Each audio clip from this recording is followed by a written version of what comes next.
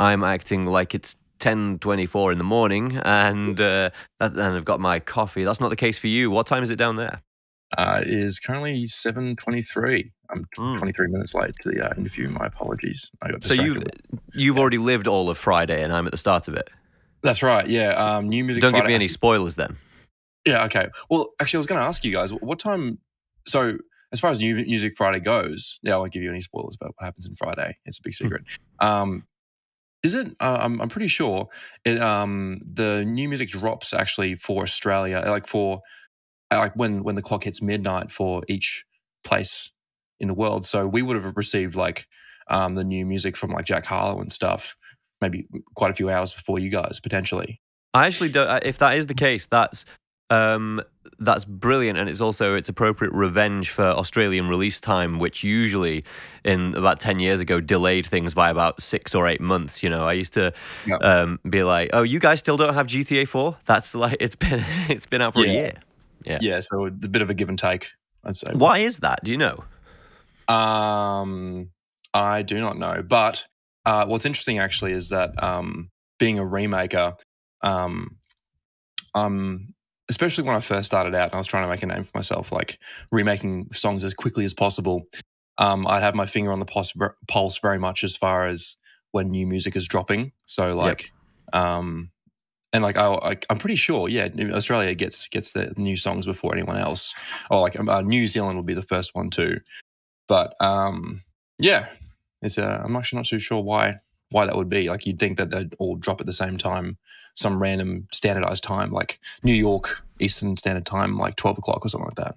Well, I imagine, I work, sadly, I'm not as cool as you. I have like a day job where, I have to serve the corporate sphere. We work in advertising in the UK. Gotcha. And everything is about optimizing things so that your audience finds you as easy as possible and can give you all the attention and feedback as possible. So it's probably something to do with that. It's like if we release it at New York at midnight and it comes out at, 3 in the morning somewhere, then we're going to miss that immediate rush or something like that. Yeah. So we could make a feature of that. It's like Aiden previews stuff that we can't hear yet over here in the UK. Yeah, I'm not sure if that's. For the reason I was like happy about it with remakes is that like I'd be the first remaker to get the access to the new songs before anyone else, so I'd have a little bit of a leg up. Would you try and like get a remake done overnight or something so you could get it straight up? Yeah. There were times where I'd like remake multiple songs in a day before the album had actually dropped before other people in the industry. So that's not very fair to them. It's things aren't always set up in a fair way. But I know what you mean. The reactivity and like how quick things need to be now is it's so much faster than it used to be because so I was asked, in a weird way, we have a similar job, but yours is an honest version and mine's a dishonest version, which would say, Gas Music here, we compose music for advertising. And generally what people do is they go, we want this hella expensive track that we can't afford. Can you make something that sounds just enough like it that the client's still happy, but that isn't legally, problematic? It's inspiration from something else to, And so are they like, so people can tell when you do that, or is it like, hush hush, that's a surprise, it all sounds very similar? Like if you've done it badly you can tell, I would say. So a composer came in to just sell his wares and shows some music he's made, and I said, this sounds like a really niche track called The Quiet Earth by Thomas Barrenden. He said, that's actually the reference. So that means you've done it wrong. If I can tell, then AI will be able to tell. But if you're doing it properly, it's like, there's nothing truly original. Everything's a kind of montage and collage of other influences. If you've done it well, you can identify your clients, the thing they really like about it, pull that out of it, and then make everything else around that, and it's completely different. But you're still fundamentally trying to make them as happy as they were when they first heard that track. But you are a remaker. You actually have to get it like bullseye, exactly what it was. So good that Shazam actually thinks it is fooled, and that's like your kind of is that your unique sort of, is that your USP? Are you the only one who can do that? It's like I can make Shazam think they're listening to the real track. Well, not always, but I think definitely accuracy has been one of the main themes of the channel. Is like in comparison, I feel like we've done a good job of separating ourselves in the remake industry, you know, as far as the educational space. And people, you know, they want to come to the channel to see how the song was made, not like see something that was kind of like how the song was made. Because like, I feel like a lot of these remakes, they might sound similar, but they're missing that I don't know, it doesn't have that specialty.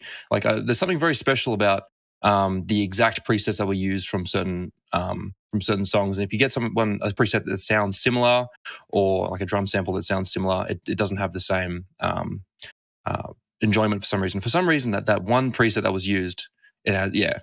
I don't know if it's like the will of God. It had to be that preset that was, you know, make the song pop off. But yeah, so I think accuracy is definitely an important part of the remaking success of the channel. Do you find like, so interestingly, you mentioned you referred to it as educational space, and you know, I think you'll probably be happy to know that I can't eyeball how old you are, but I'll go, I'm 30, and this was not really a genre or a discipline on YouTube. When I was about, you know, 14, 15, YouTube was just other people's old IP. Yeah. When did, you know, the space you're in, when did it emerge? And two questions: when did it emerge, and when did you get into it and decide that's what I am now? I'm a remaker. That's a really good question, and it was definitely answer your second question first. It was definitely a gradual process. I didn't start out the channel thinking this is going to be a remake channel, and it's not necessarily entirely remakes, but that has definitely been the obviously the most common theme of the channel, like the thing that people most want to see. So it's like you got to give the audience what they want. So in an aspect, it was kind of like fulfilling a need that was requested for, and so it started off as like more broad educational content. And I was just sort of thinking to myself one day, like, I often search up on YouTube how certain songs were made. And like, so there was a remake space before me, that was kind of like pioneered by guys like, do you know What the Fuck Kyle, that guy? I don't, I'm afraid. He's another remaker in the space. And then you have different guys who don't put their face in front of the camera, so it becomes more of a less of an educational thing and more of just a drop of the, I don't know, it's hard to explain. Like they're just showing their screen. They're not even like talking behind it. They just have like it's quite disembodied and quite ethereal. Yeah, 100%. It's very there's no human element to that. And I think the human element came in recently with certain guys like WTF Kyle, and they came in maybe 2 years before I joined the space, and I joined it around 2019 doing remakes. My first remake was Ariana Grande's "Break Up With Your Girlfriend, I'm Bored," which is a bit of a unusual remake for, like, it's very different to the theme of the remakes now, which is like Travis Scott, Drake, like hip hop type beats and that sort of thing. But yeah, so 2019, around the time when COVID hit, that's when I jumped in, and that was, I just sort of recognized that there was a big opportunity because so many people were just stuck at home during COVID. And I mean, you guys were stuck at home like a lot longer than we were, I get the impression, in Australia. Yeah. I mean, I got the impression that it just, you know, it's hard to trust news as an objective thing in all times, but it was definitely being reported like Australia is just in another lockdown and another lockdown. Yeah, definitely. And that was the case for us. Months, like half a year I think at one point it was just at home. And so I was doing bartending at the time, as well as doing some casual YouTube videos just for fun sort of thing. And so I couldn't work anymore. So I just ended up dedicating all my time to my passion, and was posting a video every 2 days, and that eventually got to the point where the channel took off. And do you find that was like being in a kind of like exposed to a really hot flame that you just had to like adapt to? Doing it really intensely and doing lots of it over and over again very quickly got you a lot better? Yes, absolutely. It was definitely the quantity over the quality. Just pumping out content, and that was it was a big. I was exposed heavily to sample packs and like my sound selection and my presets that just exploded, like, because I was like, oh, a new song, and I'd be just researching it, and people would say they use presets from this plugin and this plugin, so I'd be online downloading those plugins, and it got to the point where it really took off, like at the point where I was getting enough views that I could message those companies and request a free version. Could you send me this plugin for free so I can show it off in my video? And they're like, hell yeah. So that's a good place to good way to start getting free plugins is to doing educational videos on YouTube. Obviously, not a lot of people have that fortune, but my specific niche allowed me to kind of message these different companies and use the channel as a sort of way to convince them to send me the plugin that I would both use in the video and also be able to use when I wanted to. Obviously, now that I've got as we call NFR download, a non-fund. Is it like an NFT, like a non-fungible token? No, no. A non-fungible plugin. Plugin, yeah, something like that. Like a plugin that I can't resell, basically, is what they're saying. Okay, well that makes it all the difference. It's like when you would get you go into like an actor's office in Hollywood or something. They've got all these film pressings that are like, this is a demo, so you can check it out. Yeah. Or white label records. It's like a white label record. There's a guy over here in Manchester, like the only guy who still fixes analog tape machines, and he's got walls and walls and walls of blues records. And when I was 15, I was really into that. Muddy Waters and Buddy Guy. And he goes, oh, but here's a Buddy Guy white label from Chess Records Chicago. It's this was the test pressing. Here you go, you can have it, because he just got so many of them. So you're going to be that guy when you're like his age, 80 years old. You've got all of the original non-resellable plugins, the white labels. I mean, that's the goal, at least. I'll be very, very happy to do this, to the day I die. That's good, and I feel like we should get into the future, and I also want to get into the trends of what you find cropping up most, depending on which artist you're kind of trying to emulate. But something I kind of want to know about, and I think that perhaps your audience, there'll be evidence of it in your earlier videos, but maybe your audience, certainly people like Nathan, would want to see, because it's the kind of part of the career they're in, is what was it like when you felt like you were banging your head against a brick wall at one point, and you're like, what is making it sound this good? What am I not doing? So there was a time for me when I still hadn't understood fully dynamics and making things move with compression, and I was just EQing and blowing up pillows in the low end, and I was like, this sounds like shit. How long did that period go on for? A long time, or did you find out that just doing it loads got you out of that? That's a really, really good, nuanced question, and there's a lot of ways that I could answer it. I think I'm constantly learning new ways of, like, new secrets that certain producers are using, and which is so beneficial to my audience, being able to teach them new techniques that I haven't seen before. So it's a fantastic job as far as I'm learning. I'm getting paid to learn, and I'm also teaching producers while I'm doing the process. But to answer your question, one of the biggest, there's a few different things that have really leveled up my remaking process, and it's not necessarily like techniques such as EQs or compressors or something like that stood out to me. The big level up in my progress was learning new ways of analyzing the original work so that I could better learn how it was made, essentially. So, like, different ways of studying the audio, different ways of looking at it through the EQ, looking at it through plugins that analyze the stereo image of the sound, and you can isolate the mid or the side of the stereo image, and to analyze that specifically. And you can certain things like that. There are also plugins that will, like Melodyne, where you can analyze all the notes that it picks up that was being played, which is a fantastic way of picking up, like say, piano melodies, for example, and certain notes that you wouldn't pick up otherwise, but are imperative to the certain sound that the end result has. So there's that, and there's another plugin that I'll reveal to you guys. Actually, it's called Match EQ. So it's a Ozone plugin. I'm not sure if you're familiar with Ozone. Yep. One of their plugins is called Match EQ. So I can play the original song and pick it up as a reference track on Ozone Match EQ, or Ozone Pro Match EQ, Ozone 9 Match EQ. I've used different versions of the same plugin.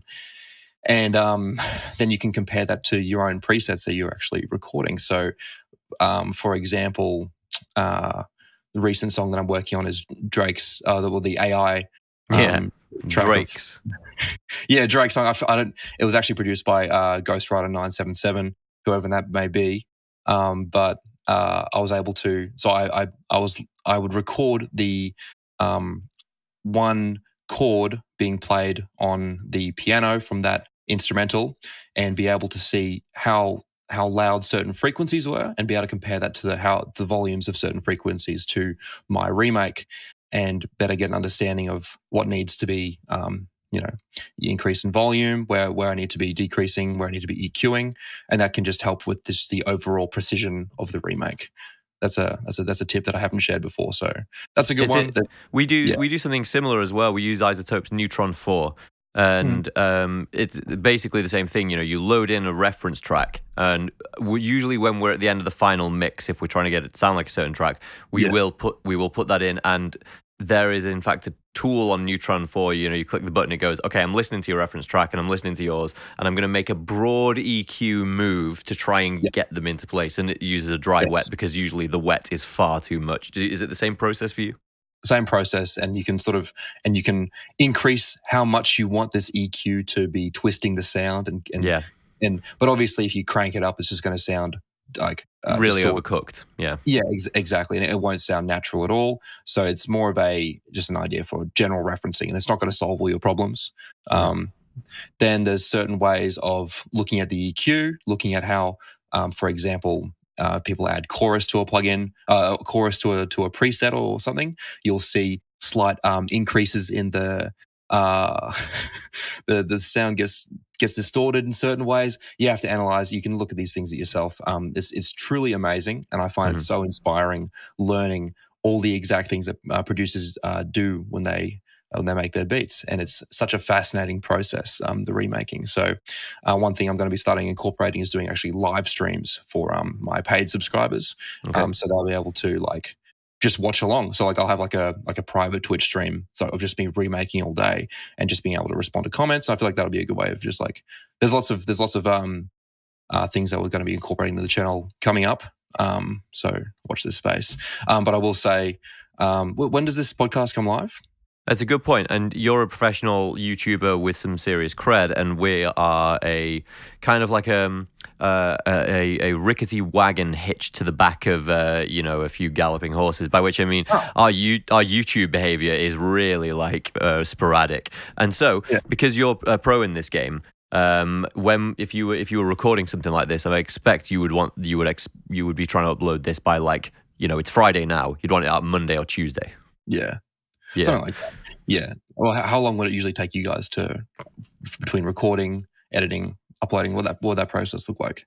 God, I wish there was an honest, decent answer. But usually, if it's a really if it's a guest talking about something very current, which is what we're doing right now with the Drake thing, it's got to be out next week. That's my view. Yeah. So we'll try and get it out a week from today. Okay, that's fantastic. Wait, are we recording now? We are. It's happening. Oh, that's amazing. That's amazing. Just a little curiosity from me. You never know. You don't know these things. But yeah, that's one part that one thing that's been really scary for me has been incorporating new members into the team, letting go of that creative process. So for me, the whole process of creating the remake, filming it, editing, uploading, the whole thing is done by me. And that obviously there's so much I'm doing now that isn't the main thing, which is the remakes. So how much have you outsourced? How much of your workflow?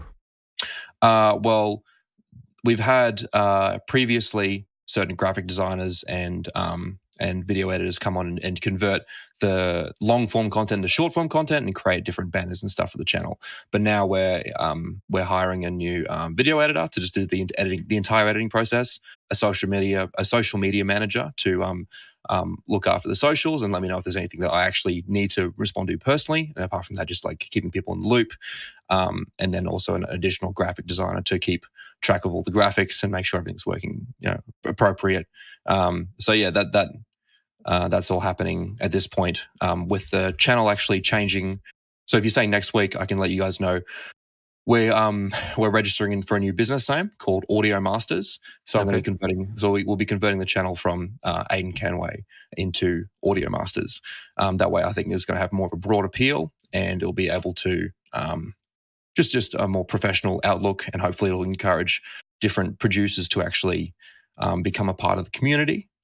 Because right now it's very personalized, which has its own benefits as far as me connecting with the audience.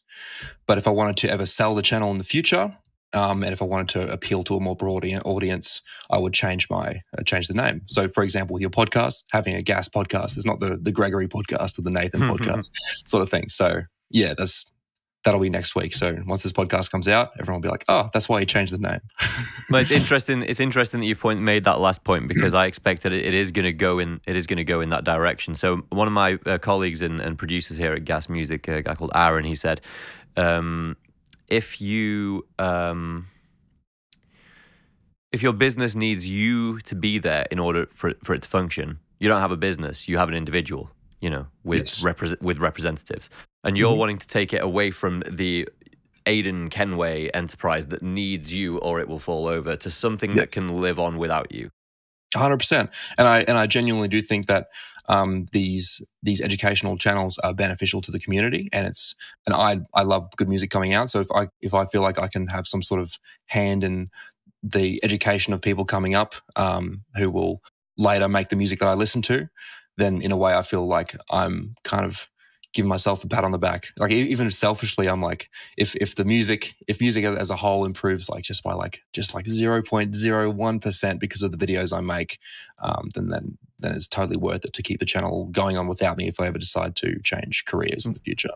Well, that's good. It's not even a selfish expression, because the operative principle is something like what you just said. If I can contribute in small part to the world ascending towards heaven, then that's a great thing to do. The psychopathic alternative is I need to be 100% responsible for the direction of history, and that's like the wrong headspace to be in. Yeah, 100%. So yeah, I do feel like obviously I wasn't intending the channel to be like some sort of ego stroke by having the name as my name, but it's not about me, it's about the music. So I'm more than happy to step away as far as the name goes, the branding goes, to hopefully be more beneficial to the channel and the community as a whole. So and I suppose a similar update or commitment from us is like what you're describing there. So it is having a guest, but at the moment it does need to be me doing it. And also I have kind of diverse interests. I want to talk to the guy I talked to from Cambridge University called Rob Henderson, brilliant writer, big business bods, people. They're not all appropriate on a music channel. So we decided, okay, what we should do is having a guest be like Pensado's Place with Dave Pensado. I don't know if you've watched that YouTube channel. It's mixing content. Okay, gotcha. And so it's like, well, that's appropriate for this. And then I'm doing the opposite view. I can take Greg Owens out of it and put it in its own space where I can just talk to whoever. Okay. So what would this look like as far as branding goes for this idea? What, for the one where I take me and my diverse crap out of it? I don't know at the moment, and I'm unwilling to make promises, but the lame answer is something more like Joe Rogan, where it's just whoever I want to talk to about whatever with no constraints. Yeah, 100%. And I really like the idea of like this long form content for those, even though it doesn't have to be like a million whatever listeners, whatever, just the people who do listen. It's fantastic to give them as much benefit as you can. And I really like what you guys are doing here, and that sounds like a really, really cool switch up for you in the future. I'm excited to see what happens. Very much appreciated, Aiden. So let's get back into the craft, and let's just talk a little bit first about the kind of presumptions that you can bring to music production that can be completely thrown under the bus. What I mean by that is, it sounds like you learned in a very similar way to how we learned, because we had no elders. We had no one training us who was like a great producer. So So Aaron, my co-producer and colleague, he went through. He got a subscription to mix with the masters, and learned from great engineers like Andrew Sheps from the Red Hot Chili Peppers. He's been on this show, not from the Red Hot Chili Peppers, who's mixed the Red Hot Chili Peppers. Yeah. Dave Pensado, who mixed amongst other things "Shape of You" by Ed Sheeran. Is like one of the best in the business. They've put this big channel on. It's like $30 a month, I think, or something like that. And you just learn from the best. They just show you how they do their thing. You're talking about mixing with the masters. Yeah, that's right. Yeah. And what was that? Sorry. Yeah, it's a fantastic idea. Like have the actual pros giving you guys this content. Yeah, what more could you ask for as someone who wants to learn this sort of content? Yeah, and for like $30 a month, it sounds like a lot for a consumer level, but for a university education, it's insane. And it's probably more beneficial because these guys have actually been in the industry. If you can't do, you teach. Exactly that. Yeah. I went on, for example, I went on ChatGPT and was like, which were the best-selling records that Dave Pensado has mixed? And it was just like, Christina Aguilera, Beautiful, Ed Sheeran, Shape of You. Like, if I could have that as my lecturer in sound engineering, it's a yes. I'd be very much paying attention to what they'd have to say as far as mixing advice goes. More so than someone who's been paid to be there as a professor. It's a very different thing. I understand what you're saying. Absolutely. Yeah. And when we really started getting into it, into the tracks, listening to the references, and one of the things we learned was from Sean Everett, who mixed the War on Drugs. He does the thing where he puts a multi-band EQ, solos the bands, looks at what's going on in that band through a frequency analyzer, and then flicks between the reference and your own mix and tries to get them as close as possible within that band. And you find out that things do not sound the way that you thought they would sound. Things are, for example, a lot more mono than you expected, or there's like no brightness above 10,000 hertz. It's all very, very... Did you find that when you started doing these remakes, that it's like, at first you were like, I thought these were so different to how they actually are? Well, can I just clarify one thing first, as far as what you said? Because that's so what do you know what plugins they were using as far as those comparisons between the reference track and what they were doing, and like going through the individual bands on the EQ? Like, were they doing like brick wall, low pass filters and stuff, or what was that looking like? So I'll see if I'm good enough at this, which I'm probably not, to show you on the fly. So let's see. What's my screen share? There you go. Here's my Cubase. Let me just check how that looks on the StreamYard. Yeah, it looks pretty good. So the plugins that we would use would be, first of all, this, and that's the one Sean Everett would use. This is the Waves linear multiband. Okay. And so, you would solo the low band, for example, and then we would be looking through the PAS, a frequency analyzer. Obviously, there's nothing going on this because this is my recording session for this voice. Yeah. And that's what we'd be doing, soloing, and then, solo the low band and see what's going on in there. And, we would find things, for example, like we're in this mid band and there's no kick, none at all. And then you go back here and there is kick, for example, and be like, oh, that's interesting. That's why it sounds that way. Did you find that? Were you kind of surprised by what you discovered when you started sort of looking at these records or listening to them more intently and being like, they just don't have what I expect? There's like no kick drum in the low end, for example. I really like this question, and honestly, like these really specific questions getting into mixing, especially in reference tracks and band EQs and stuff like that. This is and band filters. Sorry, it's very much up my alley as far as something that I use for my remakes. So I've definitely noticed certain things as far as when people use samples and stuff. There's not much you can really do as far as manipulation aside from EQing, compressing, that sort of thing. But then when they're actually creating their own presets, you find that people will go occasionally using these EQs and that technique that you showed. I've developed something similar using FL Studio as far as analyzing tracks. You can isolate certain frequencies and you will notice if something's there or not, which is such an important process in remaking, especially if you want to do it super accurately. You need to know what's happening at every single point on the EQ spectrum for it to sum up to sound exactly the same. And if you're listening just at the sound in total, you're just going to be missing out. Like there's no way the human ear can possibly be picking up on this minutia as far as what's there and what's not there. There's just no way to tell. So it's so important to be incorporating these practices. But and the reason I'm so interested about this is that I've been doing this literally all day while analyzing the new Drake AI song.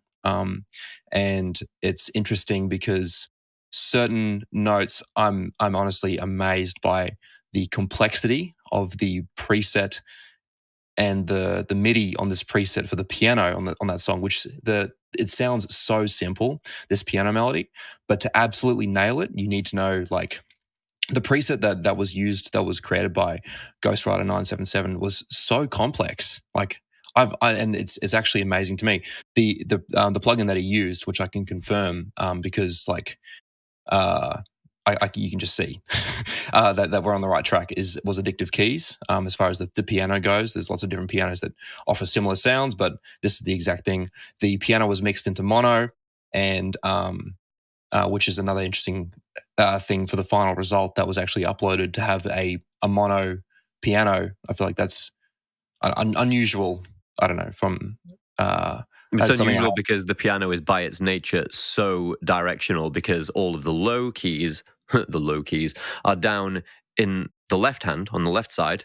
A lot of bass there. All of the brighter, higher end is all up on the right. When you're playing the piano, there is a huge stereo component. 100%. But then when you come into something like hip hop music, you can actually find strange benefits from different mixing techniques that wouldn't technically be correct. And you often see in certain songs, there is something special about this incorrect mixing that you see sometimes. So, for example, Look at Me by XXXTentacion, which I'd argue is one of his breakout singles, that was mixed horribly in a technical sense, but it wouldn't have the song would not have been as special with that mixing, without the mixing technique of having this just massive distortion on the 808 and having the EQ in the final result just being quite off as far as maximizing perceived loudness for the listener. But with coming back to the Drake AI song, it's interesting because there is something special. Even I can hear it when you mix this piano, you make it mono. For some reason, particularly on a hip hop record, it sounds better, and I can't explain why a sound, when you're losing information by converting it to mono, why that would sound better than a stereoized version of the same. Yeah, song. And we should probably. Sorry, go on, Aiden. Would you have any clue or anything that you've learned in your time mixing that would suggest why a preset would sound better mixed into mono, like a piano? Like, I feel like that's like you said, in its nature, it's meant to be stereoized, but yeah. Well, it depends on how you want to hear it, because it's the same saying that there's a lot of information on the left and a lot on the right, like as I said, assumes that you should be hearing it as if you're playing the piano. If you're if you're in a concert hall, up in the circle, the choir circle, most of the piano sound is just emanating from the open lid, and that's a long way from you, and it's a point source as far as you're concerned. So it's quite mono. Okay. Or I can't remember, it was someone like George Harrison, someone of that kind of vintage, said that every sound is actually mono as far as you're concerned. Okay. And you're hearing you're just hearing that if you're in a if you're at a gig seeing a rock band, it's very unlikely that there's a lot of elegant stereoizing going on at the live mixing desk, because some people are sat here and some people are stood over there and down there. So it would be inappropriate to try and craft a perfect stereo image. But I digress. Yeah. It's probably important to bring to remind people or inform them, if they're not aware of going down these kind of rabbit holes that we've been going down, that there are many ways to skin a cat. So it's tempting as a younger engineer to be like, okay, the piano is mono in this Drake song or XXXTentacion, whatever, that's why it sounds good. Well, if the plugin you're using if it's native instruments, for example, very stereoized, and you just printed it in mono instead of stereo, you'd lose a lot of information. The other way of doing it is exporting it in stereo and just slicing the left and the right channels apart and using one of those as the mono channel. They will achieve a very, very different sound. And what you have had to get good at is by just using your ears, figuring out which way they did that. And is there a lot of trial and error? Like, I'll try it this way. No, that's not the sound. I'll try it a different way. That's a bit more like it. Yeah, there's a shocking amount of trial and error for sure when it comes to these sort of things. And actually, another point I wanted to add on top of this, just think, like, listening to what you had to describe about benefits of sometimes having these mixes in mono for certain cases. I think as far as this song being a hip hop song, and there's something beneficial about having a very coherent sample, something that sounds incredibly simple, yet it can have some nuances behind it, and just the idea of things combining together into one. And obviously, mono is combining stereo image into one, and it also makes things sound. It sounds like there's less going on, in the sense of, so all the same notes of the piano were playing, and they all combine to sound like it's like less notes are playing. It sounds like they're all. How do I describe this? Okay, for example, there with this preset, for example, there are multiple microphones who are picking up the sound that you're all incorporating into the final preset. But then when you combine it into a mono sound, all those mics, all that separate recording just gets crushed into one coherent sound, which I think might have contributed to the song's success, because if I listen to the same preset in stereo, it no longer has that special vibe that the original song had. So it's an interesting little point you made there. But as far as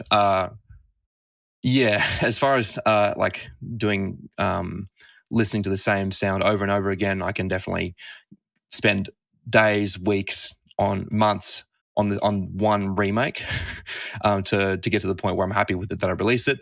That's why there's been songs that I've been trying to remake that people haven't seen behind the scenes, obviously, and those videos, those projects, now like 50, 60 hours that I've spent on the one song, and I come back to them at different points to try and like listen to it with fresh ears. So I'll oftentimes, as far as productivity goes, I will be segmenting my time into 30-minute intervals of studying and trying to replicate one song, and then switching to a different remake. That way I don't burn out by listening to the same freaking sound over and over again, trying to figure out how it was created. So I've definitely been, as far as this recent Drake song, because I posted on Instagram claiming that it was a perfect remake of the song, which I've done, and everything except for the piano is absolutely nailed it. Like you can see it by looking at the waveforms, you can see it by looking at the EQs, but the piano, there's obviously these nuanced instruments, these nuanced presets are so much harder to replicate than finding a certain drum sample, because a lot of producers tend to keep their samples relatively unmodified. They'll try and find the right sample to use instead of modify a sample to the point where it sounds good. Instead of presets, where they will heavily sometimes modify a preset until it sounds what they want it to sound like. If that makes sense. It absolutely does, yeah. And that, again, another huge rabbit hole to go down, because one of the virtual instrument synthesizers I use all the time it's a very popular synth called Serum, huge in I don't know what the sales figures are, but it might be, amongst the biggest virtual synths that have sold. And the presets, especially by the team at Serum, sound phenomenal. They sound finished and ready to just go into a mix. And so there's a temptation to think this is just a great sounding synth, and I can make my own presets. And so you set up a sine wave and you start the frequency modulation. You're like, this sounds really weak ass. Like, how does anyone making presets is a profession. It's not just 100%. A task. 100%. And yes, I would definitely agree with that. As far as creating presets, a lot of presets are actually quite simple. You can tell when a sound is just a saw wave, or and like saw wave is a bad example, but like you can tell when something is heavily modified to the point where it no longer sounds like a synthesized sound. It sounds like it's got these beautiful harmonics, and it's very rich in certain areas. And you think, Sounds like it could be a real sound in a real place. 100%, and that's where the special nature, I think, of some of these Serum presets comes out, which I've noticed. It definitely has this incredible warmth I've found to the plugin for some reason. I feel like a lot of these plugins, it's weird because it's all ones and zeros. It's hard to believe that one plugin would sound so much warmer than other ones. But I've definitely noticed that with Serum. Its older counterpart was something it was competing against, but I feel like it's out competing now. Was Massive. That was massively more popular back in the day, pun intended. But when I was at university, 2011 till 2014, and Massive was the thing where they were like, oh, if you have Massive, then you have the same tools as Skrillex, who was the biggest artist when I was just going to college, and it was like, yeah, this is the synth to end all synths. Yeah, exactly. And well, you mean like synth to end all hardware synths? Would you say, or? No, it was more like it was the perception that we were sort of talking about it with was that you wouldn't need another synthesizer after you had this because of the wavetable, modulation and the fact that everything could be rerouted into everything like any modular synth. But because we were kids and we'd never seen those, we thought this was amazing. Yeah. Well, it's incredibly complicated, especially complex, especially compared to its counterparts. There are a lot of other synths that don't nearly have as much versatility as Massive does. I'd say, and I think Serum. Another thing that's appealing about it is, for one, the way it looks. It looks very like it's a very hot plugin, and that's probably adds to the perceived benefit with all the exciting. The graphic interface on that thing is just a genre defining thing. Yeah, it's unbeatable, and that's definitely contributed. People who say graphics doesn't contribute to the success of these sounds absolutely does, because even the people who work on them, they spend much more. They're able to spend much more time just because it looks more appealing. You don't get bored of the plugin, Yeah. I mean, that's born of the kind of cynicism that's like, I'm a musician, I'm making music, I don't need anything to look nice, because that's kind of it's there's a book by a great advertising mind and someone I've had on the podcast a few times, a guy called Rory Sutherland. It's called Alchemy. If you're interested in the kind of thinking you're describing, I would recommend reading it, because it's kind of saying most problems are solved by a completely counterintuitive solution. It's like, you want to make the best synth of all time, it has to look good. It does sound good, but looking good is more important. Yeah, that's very well put. Okay, I'll definitely be checking that book out. Yeah, I've been taking notes, by the way, as you've been talking, because I think you have a lot of knowledge that I can gain, specifically based on your. I feel like your trade is quite transferable as far as knowledge goes into my trade. Well, the interesting thing, Aiden, is that we kind of learned, in roughly the same way, but, I'm kind of envious because it sounds like you really, really went through the baptism of fire much more aggressively, because, we were making music, but kind of that was, part of the job. We were also trying to build this business and reach out to people, and very traditional business kind of way, like emailing and asking for work. And you were just doing it. And then the success was just born of doing it. The question that occurred to me as a result of that process is, do you by copying or remaking lots and lots of very high quality music, your subconscious intuits what's common across all the good mixes. Can you make original tracks of your own now that you feel have a similar level of quality? I would like to think so. It's so hard to compare your own music to that of professionals, and I'm a perfectionist, which I think is a big part of the reason why the channel, the remakes, have done so well. But it's also why my own music is so cripplingly long to create. It takes it takes an amazing, a shocking amount of time. I was worse before. You don't want to get overly technical with the actual process of creating music, but you can just dive into the technical nature of when it comes to remaking music, that's just leaning into my obsession with figuring out why these songs work. And you kind of want to learn that and then put it aside when you actually come to creating songs yourself. But there are definitely techniques that I've noticed that are very commonly used in music production that people would not pick up on. No one even talks about. There's this when it you'd know Travis Scott. Yeah. Yeah, he without fail, not without fail, but it is shocking how frequently they employ they employ 1/5 chord progressions into his music, or variations on the 1/5 chord progression, slight adding certain notes that are out of the 1-3-5 and those chords. But yeah, they're just like, you would not believe how often they just go tonic dominant chord in this, and it is actually outstanding. Like how many of his most popular songs, and not just him, but like Drake, even the Drake AI song that employs a 1/5 chord progression, and you see these bass melodies that happen over and over again.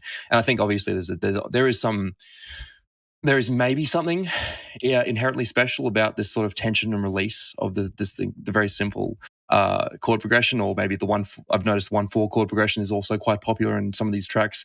Because I mean that was 1/4 became so sweet and obvious for its sweetness in pop music that I noticed that Elton John only used that chord sequence for like almost every time he hit the piano. It's 1/4. It's just it's got a sweetness to it. 1/5 has a properness to it. You know what I mean? It's kind of like, especially when done in this kind of tonal way. Travis Scott will not sound 1/5 in a classical way. You know what I mean? No. But it's a very proper and very regimented interval. Exactly, and it's amazing just seeing it like time and time again. And to be fair, I don't know too much about music theory. I didn't go to university to study it or anything. What I've learned has just been what I've picked up from research and that sort of thing. What is interesting though, and I find conversations about about chord progressions used in these popular hip hop instrumentals is just not discussed at all online. I've noticed, at least, like when I'm trying to research these things, like why are these chord progressions just coming up all the time? No one even talks about it, which is interesting until you get to Chat GPT, where I'll admit there are times where I just do these deep dives, like asking more and more complex questions, like more specific questions, trying to figure out what's the music, what is the human psychology behind, like why like what are they doing, like trying to decipher, because I think these guys absolutely have picked up on, like they've recognized some sort of special nature behind these chord progressions and stuff, and they're not going to reveal that to anyone. They'll keep that very, very hushed. And I think what's unfortunate there is that a lot of music producers come into, I want to make a Travis Scott type beat, and unfortunately, and they'll have no idea about music theory and chord theory. And it's so important to understand, if you're trying to make a Travis Scott type beat, you want to be using a simple chord progression, or for the most part, obviously, not it doesn't have to happen every single time, and you want to add your own personal flair. But you need to be knowing the music theory and the techniques that they're incorporating every single time into their beats. Like I think those are they're finding a certain recipe that they're creating, that they're modifying every single time, and they're serving it up as this fresh dish, which is just incorporating the same ideas that they've been using the entire time. So I think that's something that I would like to see discussed more, is the chord theory behind a lot of these popular artists. Because hip hop music specifically, particularly modern hip hop music, there is not a lot of music analysis behind these genres. And I think that could be possibly beneficial to my channel, being one of the few channels that specifically dissects these songs on a regular basis. Is I'm picking up on these things, so I'm able to. Sorry, I'm going on a massive rant about this. No, it's significant, which is why I'm not interrupting, because I hadn't thought about it, but it sounds like what you're describing is that the community mostly is obsessed about the timbre of the sounds, which is to say the quality of the sounds, the textural feel of them, the frequencies, the distribution of loudness information. The harmony is not being discussed. The selection of notes and chords are not being discussed. By the way, for anyone, not to plug someone else while we're on basically on Aiden's channel, kind of, is Adam Neely talks a lot about this on YouTube. Talks an awful lot about harmony. Have you watched his stuff? Yes, I'm not an avid subscriber to him, but I have seen occasionally. Yeah, but he's got some really excellent stuff on music theory. Was that a veiled criticism? No. I am such a big supporter of every other YouTuber. There's no, it's not a competitive space. We're all friends. But there's a publication, or like I forget what it was called. No, I don't. It was called Tedium. There's a publication called Tedium, which is basically an alternative blog site about stuff that you would have no cause to run into and to find the information. And it was a great article about the death of the key change. The death of the key change in pop music. What's a really good example? In Man in the Mirror, Yeah. And so, you get that, if you want to make the world a better place, you take a look at yourself and you make that. And then it goes, like huge uplift. And then suddenly you're in this, it's a glorious, a minute ago you were in. And then so going up to.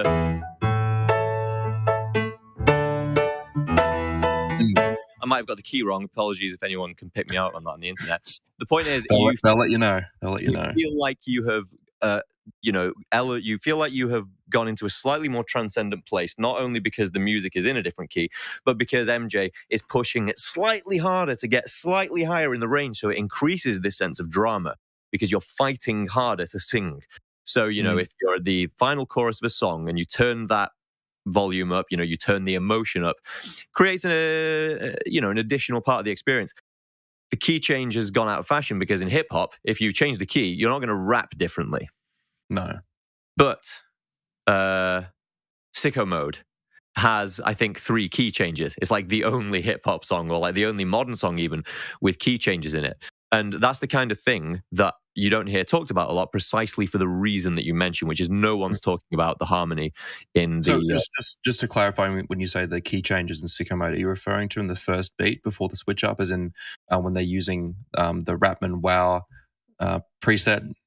In the very first minute of the, as he's saying, like sun is down, freezing cold, you're hearing different chords playing. Or do you mean the 3 separate beats in the song? You're basically both, is the answer, because what you've picked up on there is the reason people don't think of it as a key change is because it's a beat switch, isn't it? And so you think of it as a different piece of music. But because technically it's one song, that's a key change. And it's very rare that happens. It's very interesting. I would say what I've noticed more recently with Drake's album Her Loss, there were more beat switches. I think they're starting to pick up on the massive success on Sicko Mode, and I have noticed a couple of key changes in certain songs. Like another example of Travis Scott's song would be Highest in the Room, where Mike Dean takes over in the outro. He's actually classically trained in piano. Surprise, surprise, he adds a key change, and with the synths and so there's I think there's certain occasions where they let the producer or the someone take over who actually understands music theory to a high level. They're able to incorporate key changes very, very nicely so that the audience is happy to just keep listening along. But I think music, what's a little bit scary, it's just a thought that came to me now, is that key changes are definitely discouraged in music theory. In music theory, in hip hop production at the moment, and because people really, really want simple beats, and I think that's partly due to people's attention spans becoming less and less due to platforms like TikTok and so forth, and it's also because you don't need to become classically trained to understand or to start playing, to be creating music nowadays. You can just download FL Studio and you can play whatever you want, and people obviously will come up with melodies who have no idea about music theory, and you can stumble upon a random selection of notes and chords that you've generated, which somehow is simple, and it's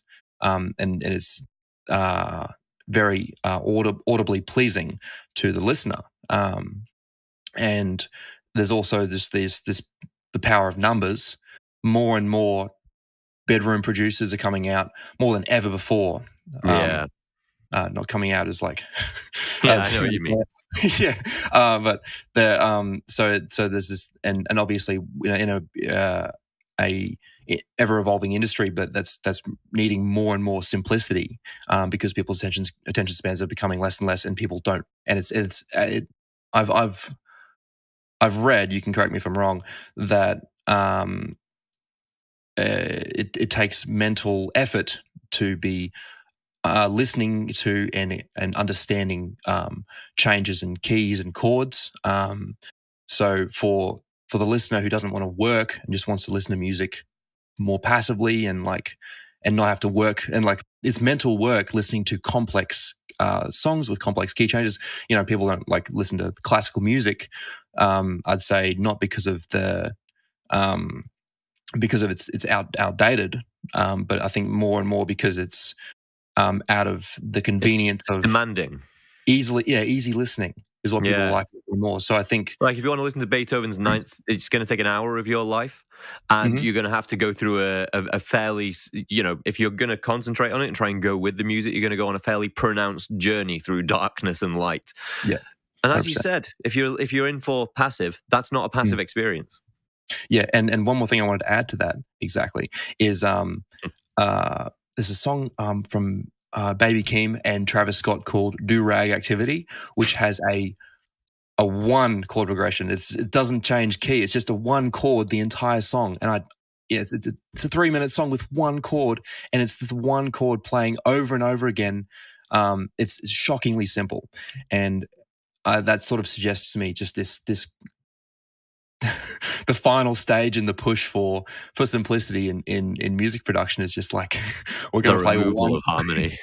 Literally, it's just, so it's getting to the point, and some songs don't even have any like harmonic element, or every song has harmonic elements to it, but like they don't have some of them don't have even like chords playing. They'll just have like drums playing at this point, and it's very interesting to see the direction that that music's taking, and especially in hip hop music. I think that's in pop music there is still hope at the moment.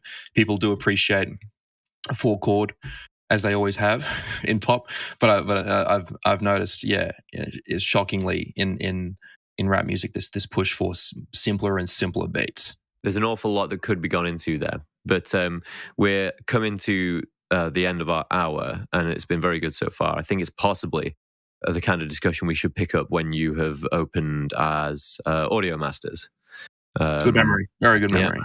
So hey, it's my I work in advertising, and all brand people want to make sure that you remember their brand, so you have to kind of make an effort to remember brands. Be like, see, it is memorable. So what's the rollout for that? What's the timeline?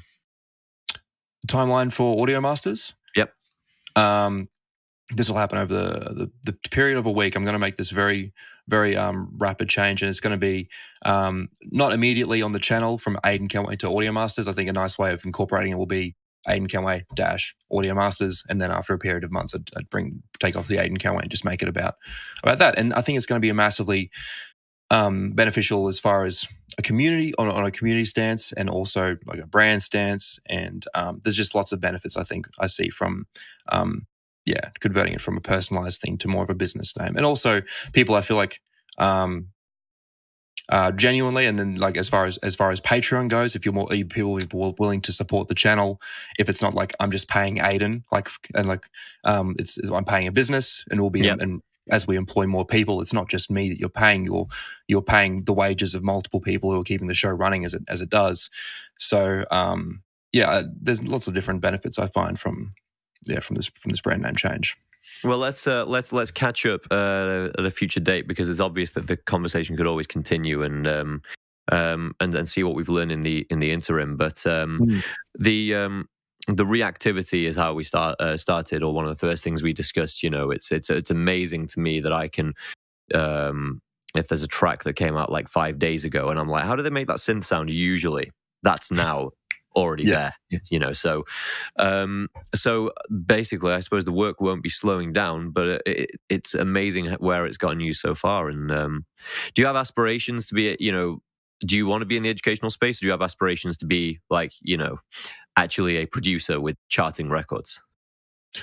That's an interesting question. I would not be opposed to getting on some charts. I think that would be very cool, and I think it would lend some legitimacy to the business as well, which isn't something that I think is too important. I think people see that I know what I'm talking about as far as remakes go, just based on the sheer number that I've done, and that's just been. But yeah, I'm not opposed to anything. I'd say don't really have. Sorry, I have I'm open to doing either side of the coin of education or original work. Well, let's see where it goes from here. But this has been a good discovery and a good session. So we'll leave it there for now, and we'll come back to this in the future. Are you going to be posting the Drake AI remake soon? Yeah. That'll be next week. And let me tell you, I don't know if it's going to be 2 months or 2 years, but the music industry is going to change because of artificially intelligent timbre conversion from my vocals or anyone's vocals into anyone's he wants. Because point I was going to make is you no longer have to charge. You no longer have to pay $1 million for a Drake feature. You can get one for free now, and on the same extent, you no longer have to pay. Well, you no longer have to go back in time for like a Michael Jackson feature now. You can get one for free. So I think, yeah, talk to me in the future, and I'll reference this. The music industry is going to change. Yeah, better or for worse. Well, we're all, the giants are knocking at the door, as Jordan Peterson said the other day on stage. There you go. So let's see where. I think in 6 months' time it could feel like 5 years have passed. So let's catch up and review very soon, Aiden. Thanks for having me on the show, Gregory. Thanks very much. And what I do now is I hit this end recording button,